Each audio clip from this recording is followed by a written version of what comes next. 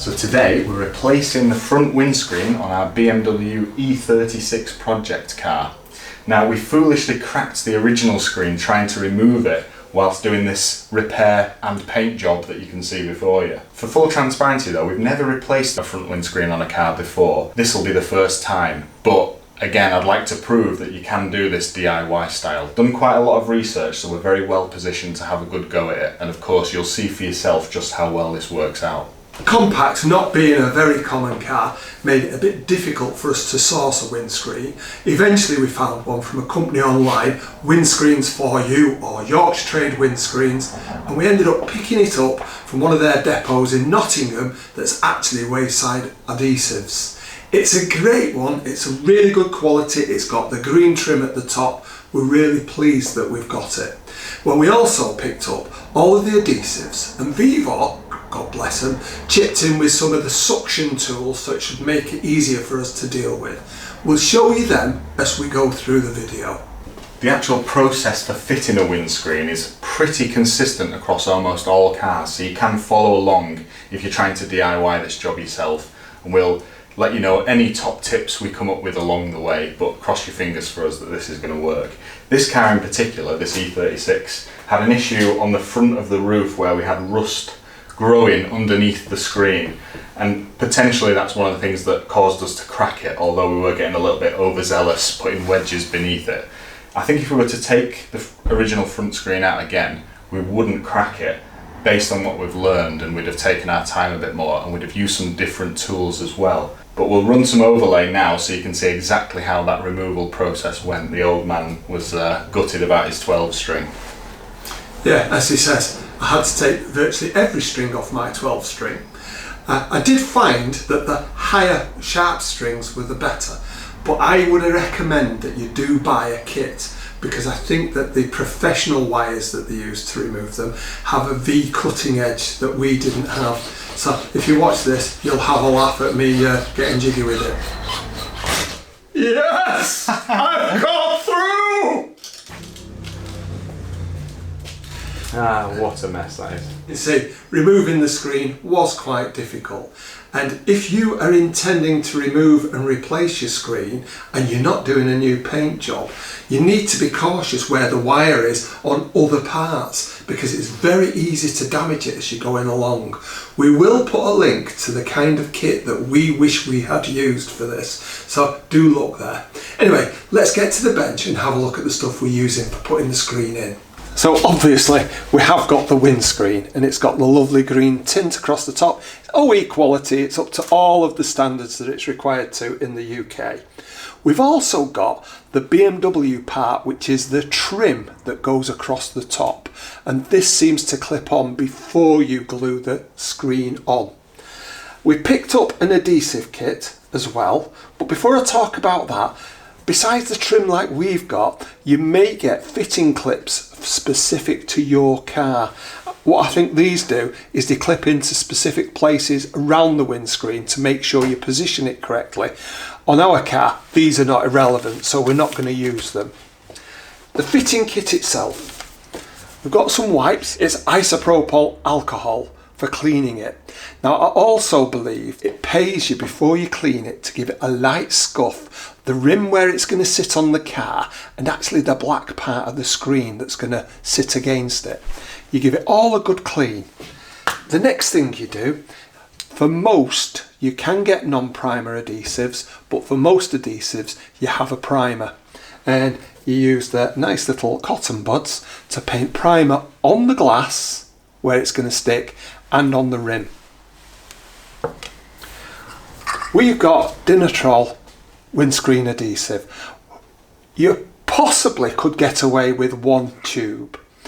It's advised that you always have two. Belt and braces, we've actually bought 3, but it needs to have a reasonable temperature to it.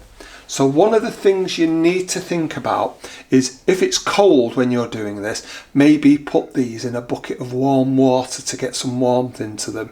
We're lucky in that we're doing this on a really nice warm day. When we took the screen out, we compounded everything by breaking it every time we moved it. So we were really concerned about moving the new screen. Luckily, Vivo have supplied us with suction cups so we can deal with the new screen with a lot more confidence. These are less expensive than the adhesive, and they will make it a lot easier to actually deal with the screen as we're bringing it in and positioning it on the car. I think you'd be foolish not to use these. We're going to test fit this screen, so before we even move it, we're going to put these clamps onto it. So we need to give the clamps a clean, and where we're actually going to clip them onto a thing. So I'm going to use one of these isopropyl alcohol wipes. Give this a clean round. Give this a clean round. And we're going to put it about here.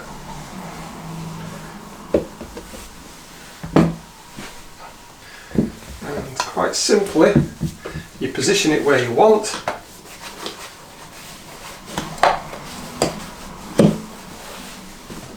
And it's pretty damn solid.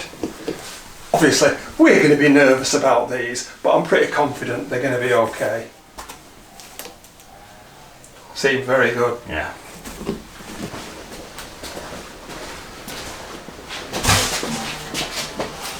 This one. Right.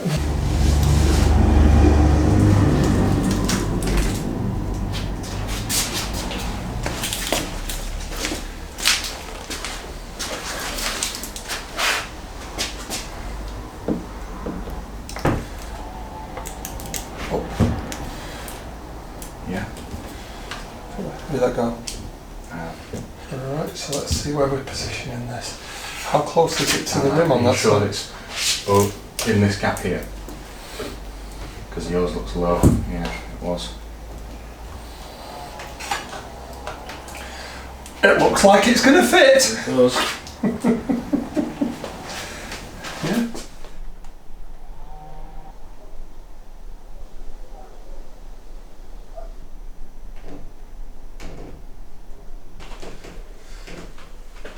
On the screen we took out, there were these little rubber blocks, and we're going to put them back in roughly the same place they were. I think they're just to space it up from the scuttle panel. We're going to get this screen aligned in exactly the same position we want it to end up in, and then we'll show you a little trick with the masking tape so that you can repeat that after you've put the adhesive on.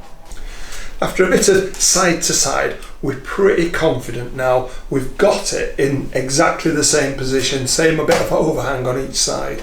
One of the references you can use is there's a little window for the VIN number, and although it's at slightly a different angle, you can see that the VIN should sit in exactly the right place where that window is. So what we'll do now is we'll mark this before we take it back off to clean it and get it ready to go back on. So the trick to keeping this alignment is to put strips of masking tape from the body onto the window in a number of places, then cut it, and you can line them up when you come to put the window on after the adhesive.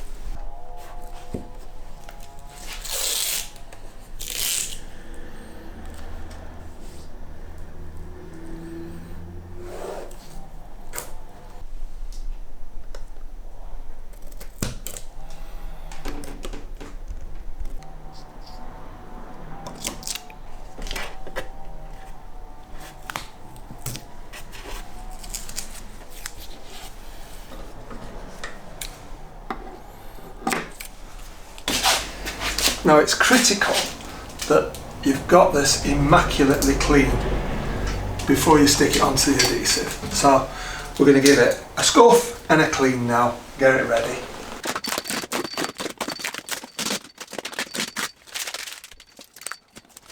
It's a very fine grade Scotch Brite, just to give it a keyed surface so that the primer will go on so that the adhesive can grip. So I'll do this first, and then I'll give it a wipe with the isopropyl alcohol. As you can see, you don't want to be all in a straight line. And you give a light scuffing to everywhere that the primer and adhesive is going to go, all the way around the window.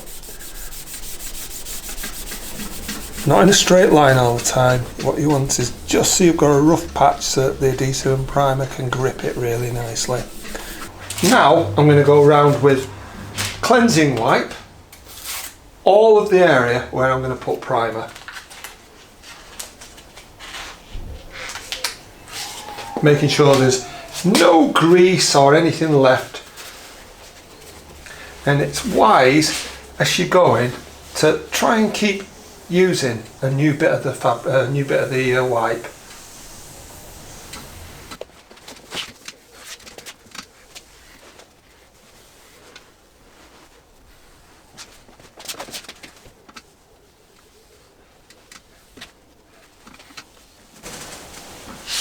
That's the window done. Now I'll do the frame. Fresh wipe.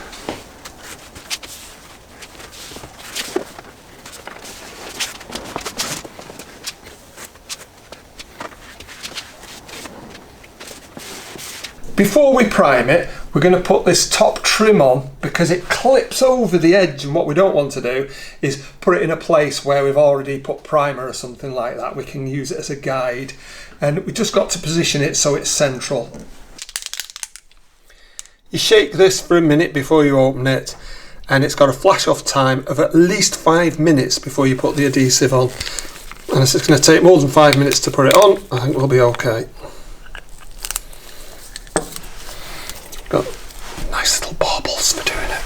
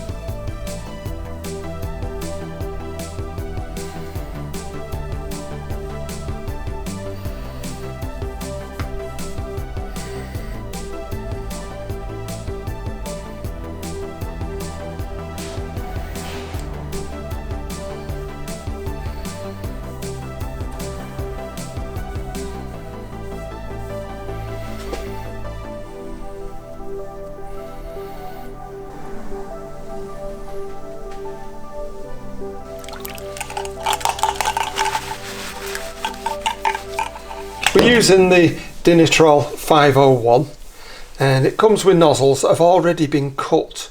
So what you do with these is you go that way so that you're leaving a V shape as you're coming along. Let's see how well we do with that, and I'll get my technical consultant to do it.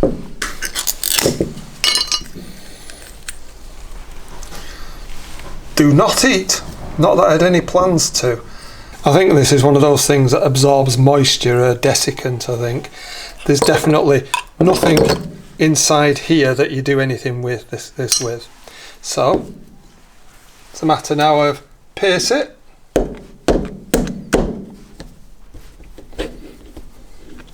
Through in the screwdriver.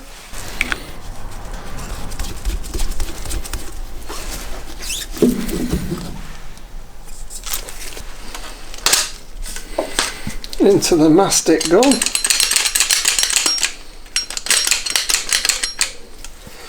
Making sure you've got your V and you know where it's going to go.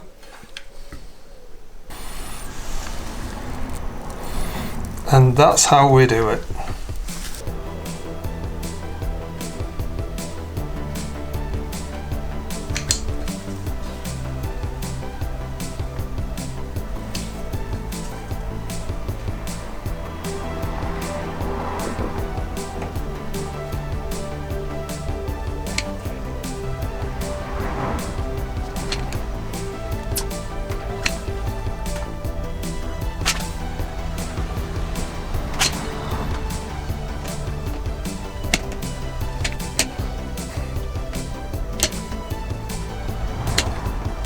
So you have to make a continuous bead all the way around. Now this adhesive goes off quite quickly. In fact, it's got a drive away period of 60 minutes. So once you stuck the window on, 60 minutes is supposed to be safe to drive. Now, I believe you've got to have the glass on within 15 minutes of putting it on, because if it goes off too much, you have to cut it off and put fresh on. Oh, it is going off quickly, this. We'll make sure that there are no gaps anywhere, and so far this has taken 1 cartridge of adhesive, just in case you're keeping track. So the next thing we need to do is get the screen and put it on. So we'll put the top in first, matching up to our lines.